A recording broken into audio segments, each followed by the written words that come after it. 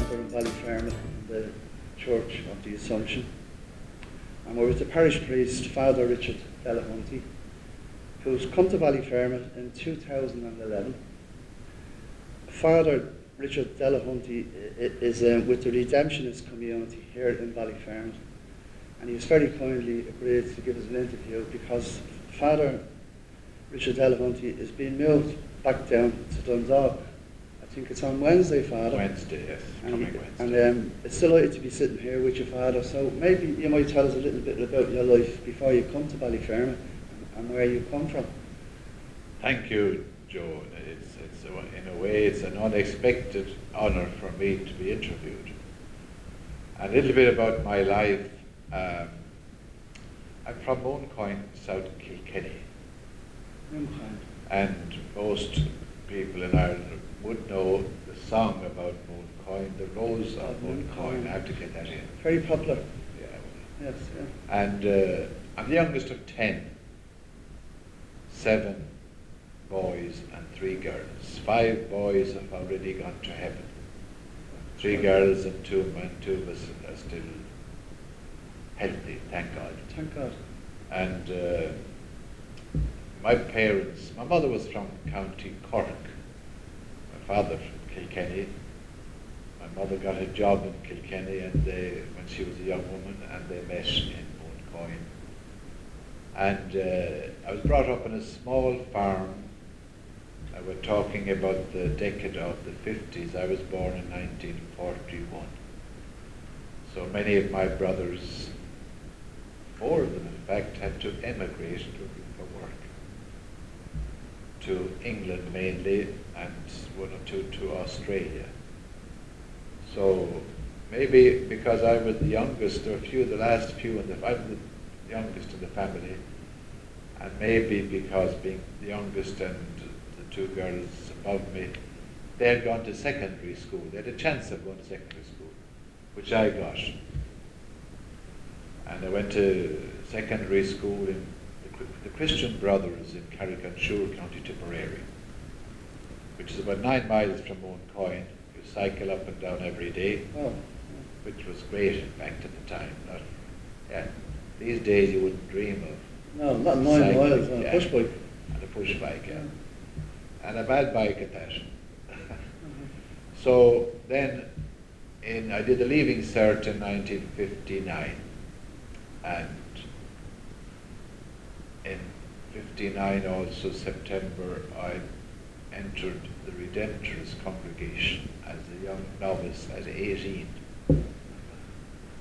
And a year later took my vows and consecration as a Christian religious, and then studied for 8 years.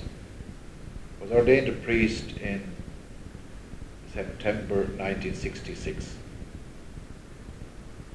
And in 1968 was an important year for me, because that year I went to Brazil.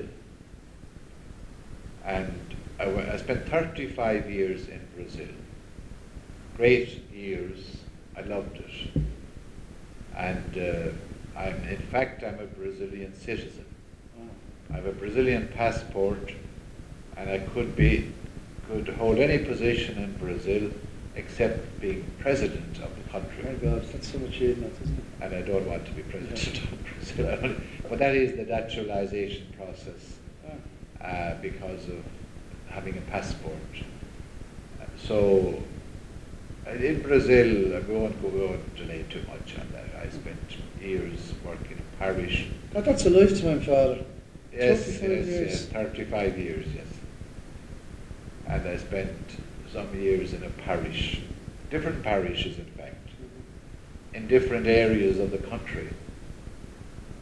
And Brazil, even those years, was quite different. The parts where we worked, when I say we, I was one of about 30 Irish Redemptorists, scattered mainly in the northeast of the country, and some of us in the Midwest, in the southern region of the Amazon jungle. And those years people had little, especially the areas where we worked. In fact, our policy, in fact, or our charism was to work primarily with poorer people. So when the first parish, a big thing for us was literacy classes. Very few people were able to read and write. So it was a practical, and then teaching the girls sewing. Well, I wasn't teaching, but this was part of knitting. It was part of the culture. And then, then the typewriter. Later everything developed into the computer and all that, but that time, for a young girl to have a little course as a typist, she had a chance of getting a job, you know. Yeah, a chance of moving on with her life, yeah. So, those years in Brazil, and Brazil was changing all the time, like the world has changed so much in those years since the 60s, and Brazil was changing too. I lived under a dictatorship in Brazil for 68 to 87, what's that, 19 years. And I was teaching very early on in a teacher's training college, soon after arriving in Brazil, learning to speak Portuguese still, and trying to teach something, It was prohibited by the military government at the time to teach religion. So we called it ethics or human living, and I tried to mix it up with faith and the social problems.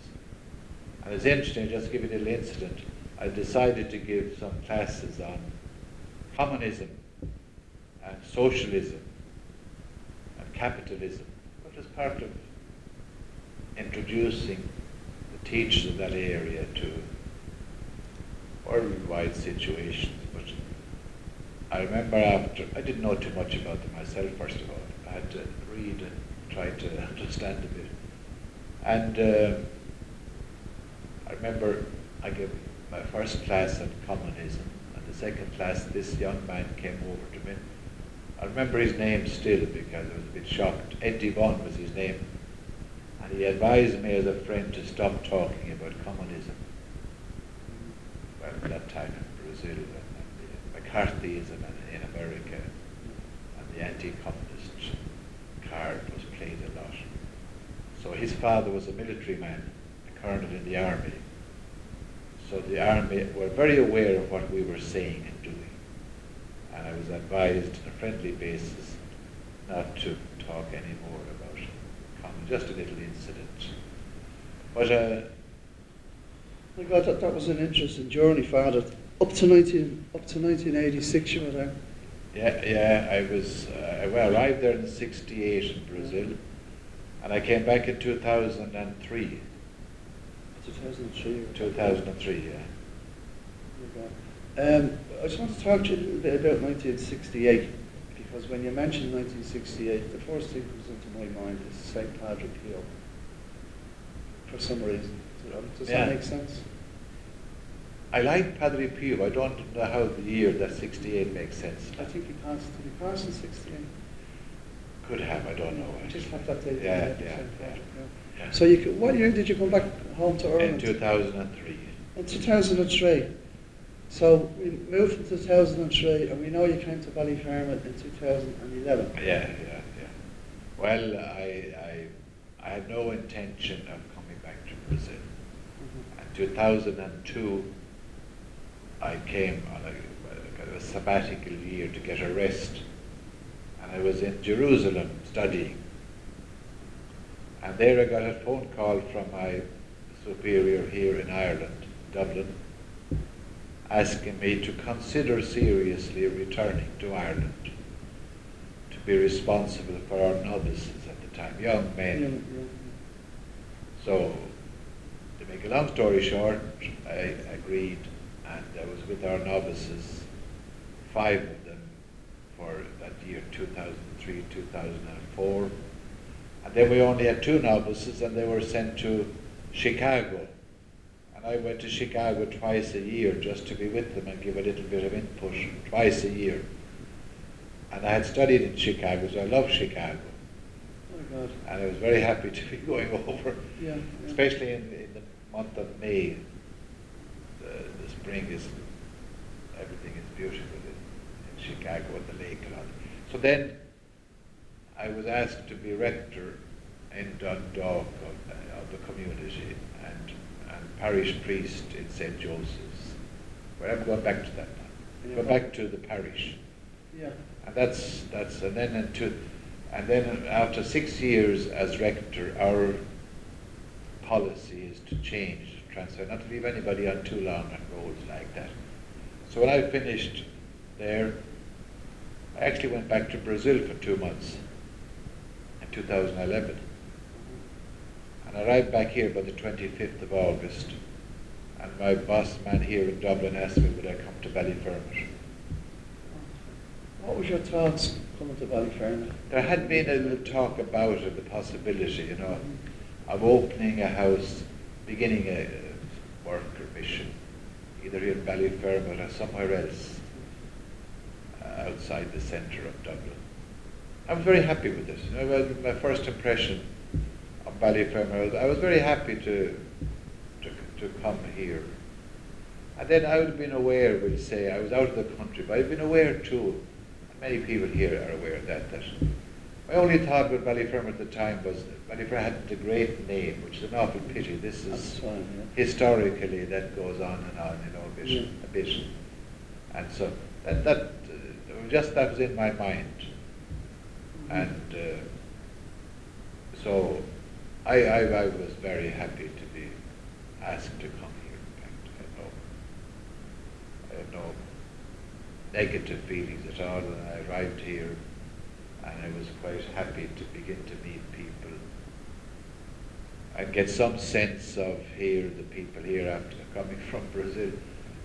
Every place is different, every parish is a little different also. People are the same all over, maybe, but different customs. Different customs. Yeah. So you blended in no problem in Ballyfermot with the people? Well, I'd like to think so, yeah. I'd like to think so.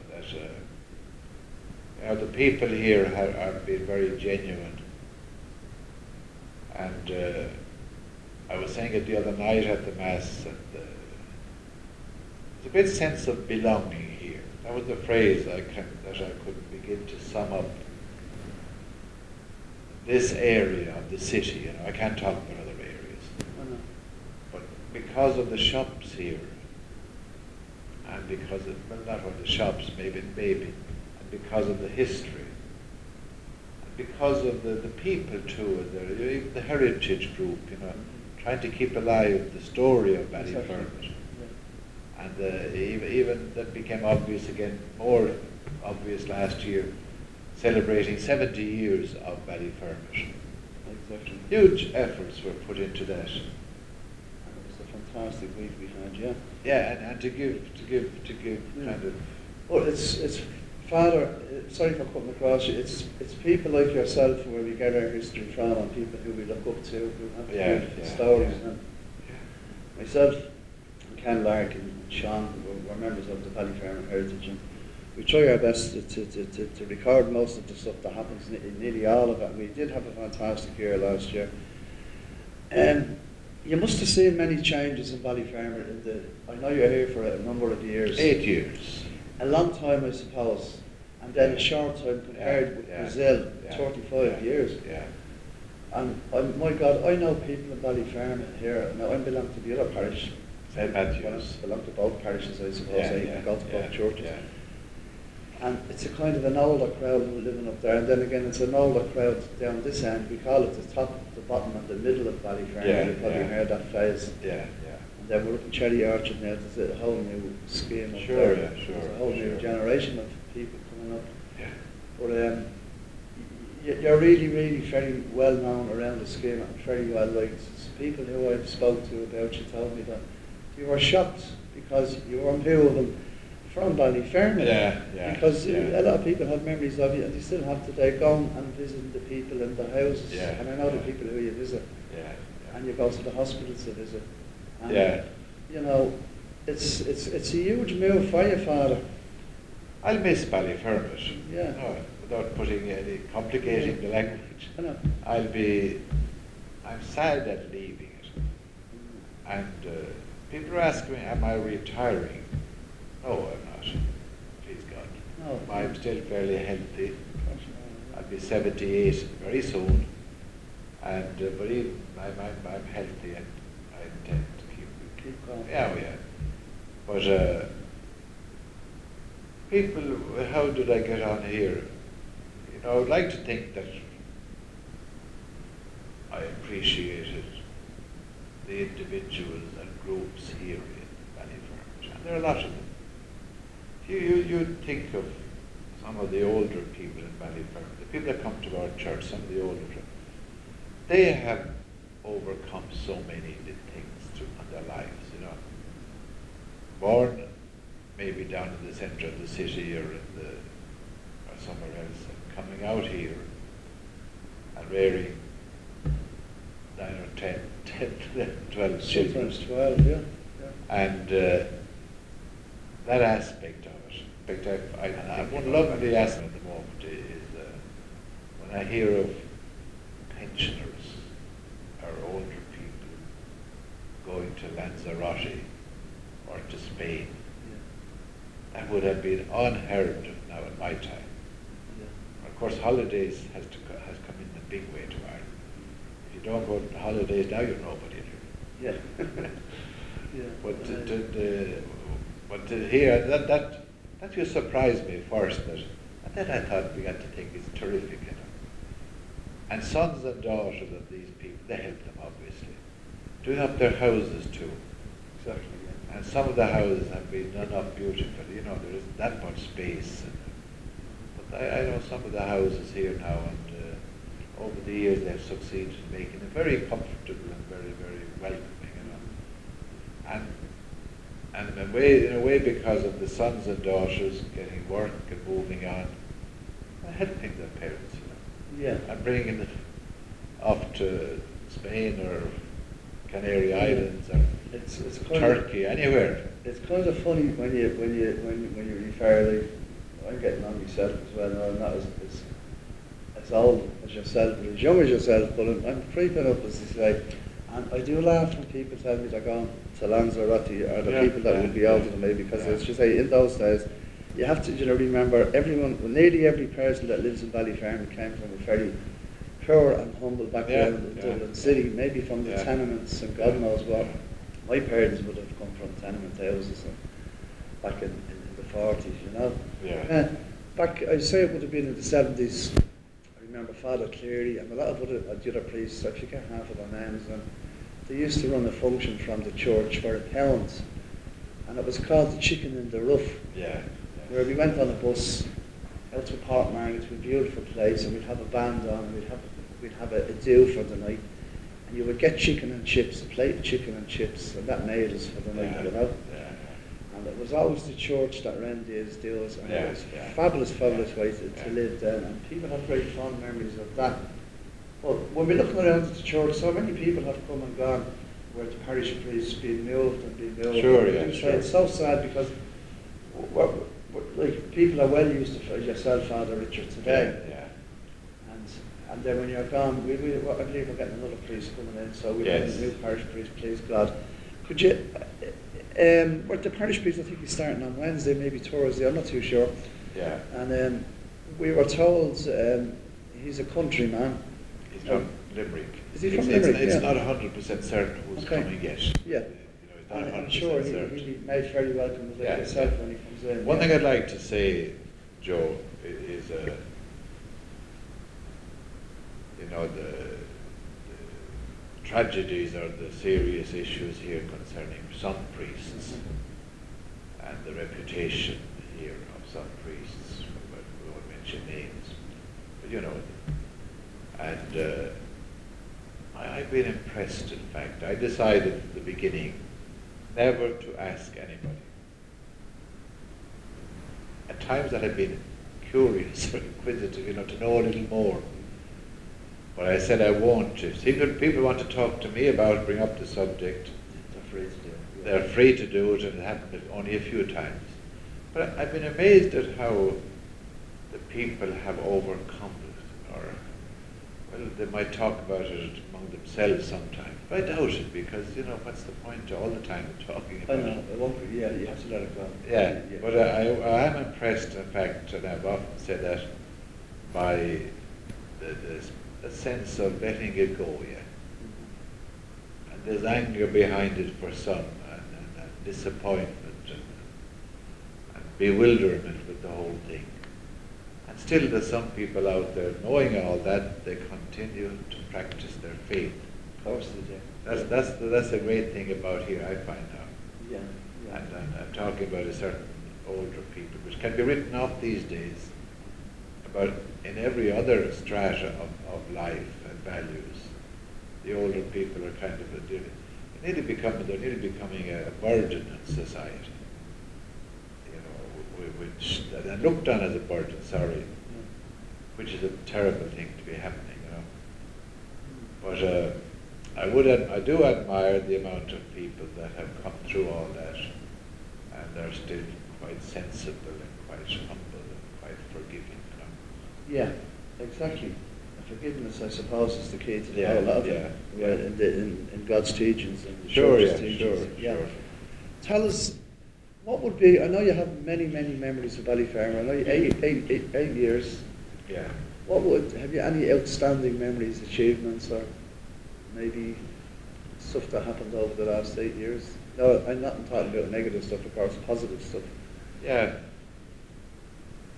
Achievements, I consider it that Jane Mellett was a pastoral worker here with us for 7 years now. And her work, or our work, with the D10, the Gospel Choir, a young group, that was significant thing. It was so hard to get younger people involved today. I think also the cooperation between the parishes has developed. I think that's a very important aspect, That it's no longer each parish in its own little canoe, that Father Joe above and Father Michael and Terry Orchard and ourselves, we're trying to take responsibility and help each other. Yeah. Great achievements, Joe. I wouldn't say that.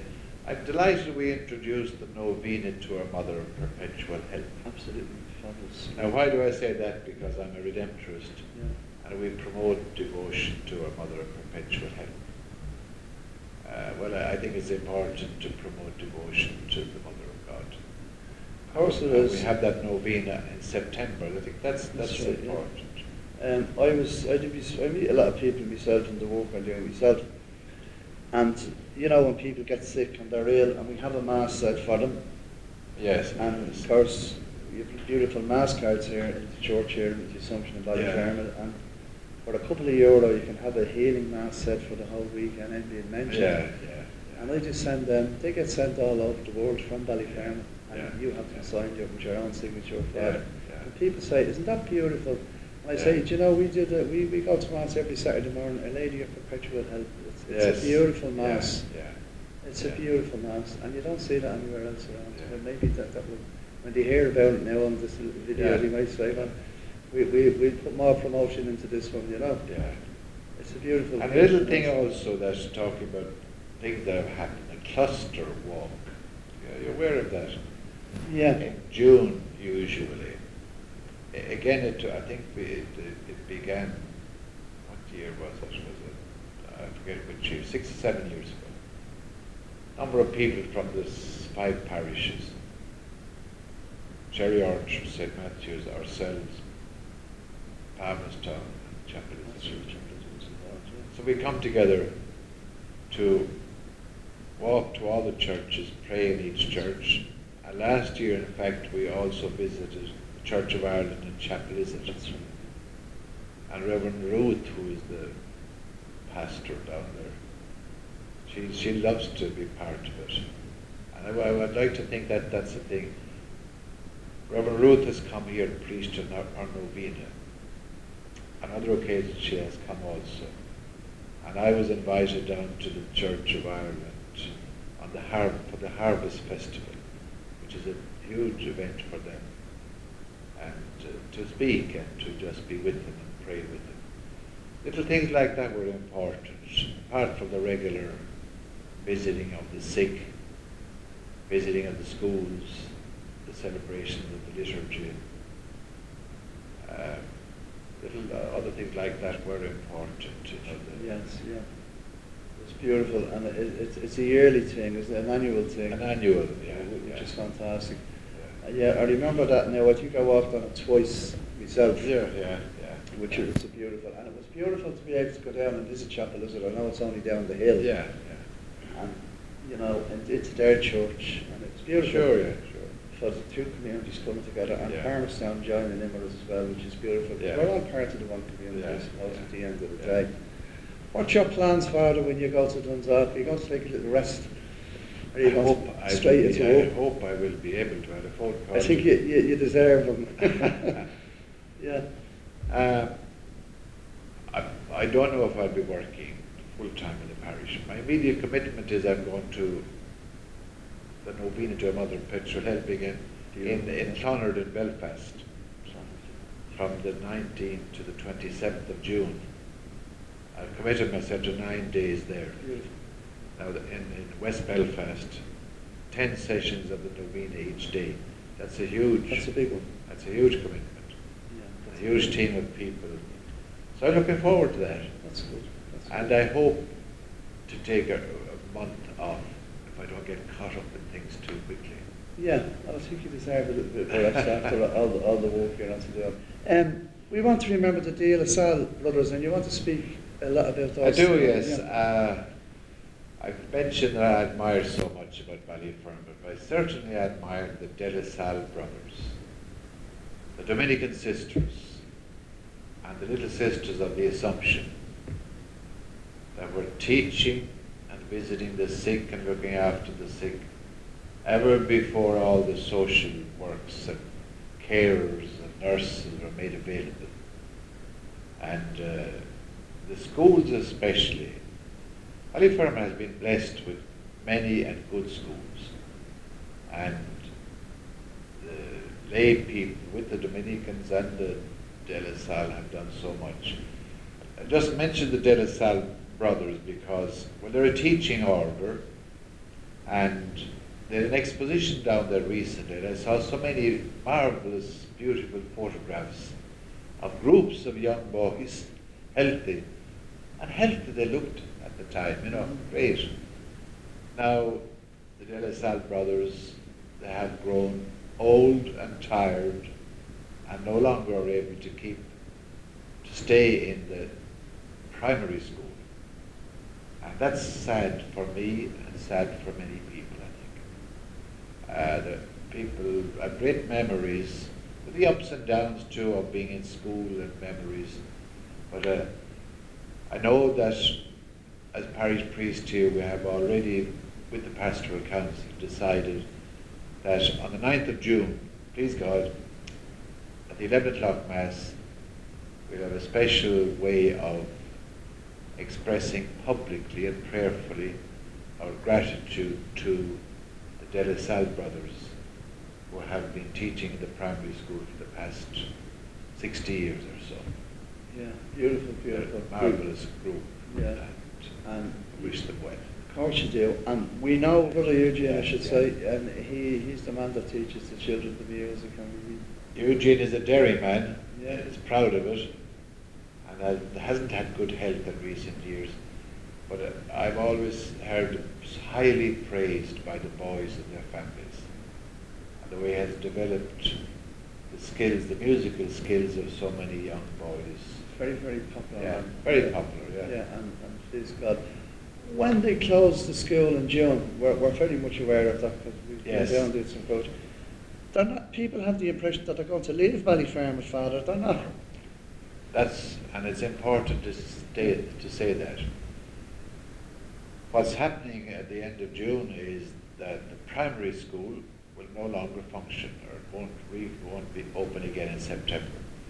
The boys now will be in the 3 co-ed schools of St. Raphael, St. Michael's and St. Gabriel's.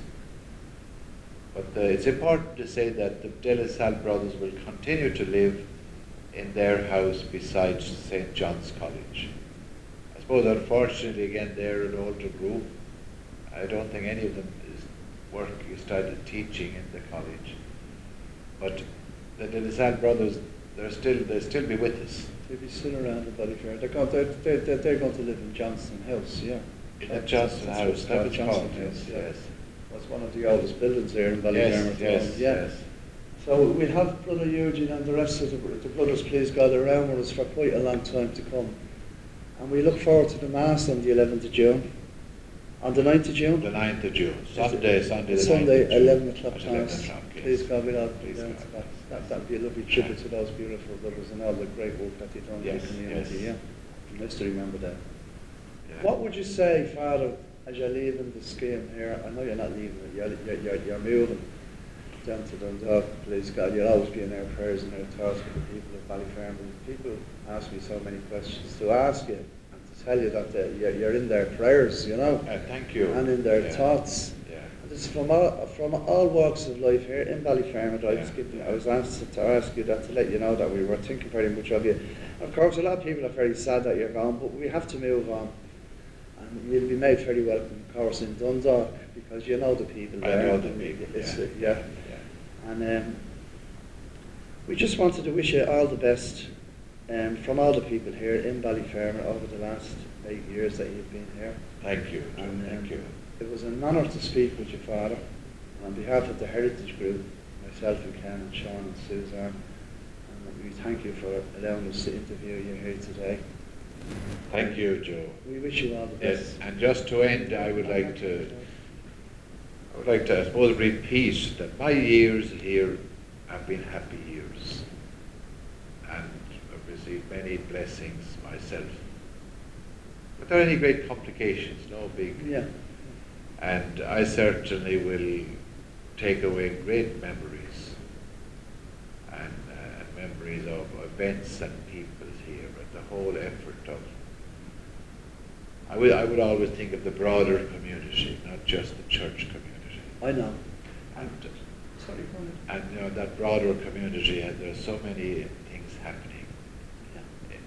Going from the leisure centre above to all the different works with youth and the older people, senior citizens, civic centre, resource centre, all the schools. The people here are healthy people. Healthy, I think, in the sense of the human element is very strong. Mm-hmm. And I would imagine myself that one thing has been walked on today is the humanity of people. We're turning into machines. And we're spending our time, and I see two people walking along the road, along the street, talking to themselves at the moment, that type of thing. And I would be praying that the people here will always be blessed and preserve and develop that sense of humour, that sense of belonging, that great sense of humanity they have. Certainly, you'll always be in my prayers. Beautiful. And just before we finish, Father, you know, with the heritage, it's fantastic, because in 20 or 30 or 40 or 50 years' time, this interview that you give us today will always be there. Yes. Many years ago, when the scheme opened, we hadn't got a heritage group. We had nothing to record. Our lovely priest that went before yourself, before you came, who passed on and went on to heaven. Beautiful priests we had over the years, and we will have more, please God. Praise God, and thank you so much for the interview. God bless you, Father. Thank you. That was beautiful. Joe, thank you very much.